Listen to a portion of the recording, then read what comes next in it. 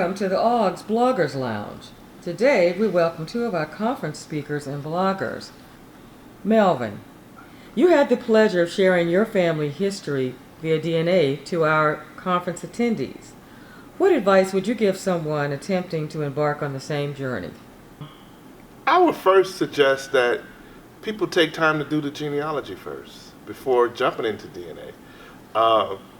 Take their family tree back as far as they can with traditional genealogy methods, as well as uncovering enslaved ancestors if they happen to be people who are descended from enslaved people.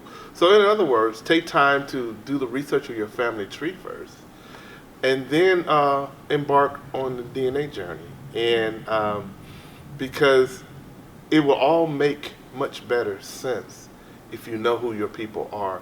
I have seen people do it all the time now, especially they go take a DNA test and had not done a lick of research. Mm-hmm. So to me, that's like driving backwards. Mm-hmm. You know, putting the car in the reverse and trying to go fast. And so get an understanding of who your family members were, who your ancestors were, where they were from, their ethnicities, and then take a DNA test to see what the DNA says. And then because you're going to find a lot of value in your DNA matches. You know, I do understand the people's curiosity as far as their ethnicity and what all is in their DNA.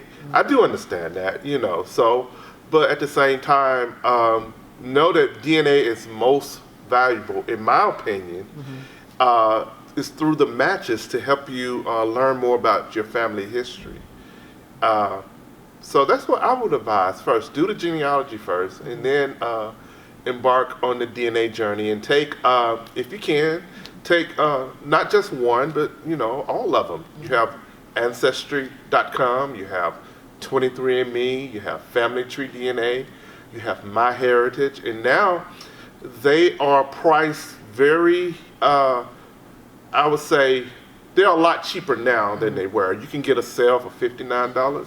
So if you're serious, spit in several of those cups and study your matches and continue doing the genealogy, and it will be a wonderful experience. And with DNA is a truth teller, so hang tight for any surprises that you may find out. But that's what I would advise.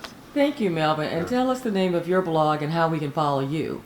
Well, my blog is called Roots Revealed, and you can go to www.rootsrevealed.com. Thank you. Shannon, what advice would you give someone who just received their DNA results? I would recommend that they read Blaine Bettinger's book, The Family Tree Guide to DNA Testing and Genetic Genealogy. The book contains a lot of information about what to do with your DNA test results to learn more about your own family history. I would also recommend that they continue to build out their own family tree, but also build out their matches family trees. Because many of the matches that you see on a DNA test these days do not have family trees. They have not begun the process of doing genealogy, and many of them never will. So you have to be ready to stalk your matches, learn where they live, who their parents are, get the marriage records for their parents to find out who the grandparents are, etc., until you've built out a tree that's large enough for you to understand how you are related. And most importantly, start with your closest matches first. When you're going through the process of trying to understand how you are related to your matches, the matches that are closest are obviously the easiest. And they also share a lot of shared matches with you. So once you've figured out how you are related to the closer match, the shared matches will be a bit easier for you because you'll know that, perhaps they are connected through the same ancestral line. That's wonderful. Well, Shannon, how do we follow you and your blog? You can find me on throughthetreesblog.tumblr.com. Thank you both, gentlemen, and thank you for participating in the Bloggers Lounge.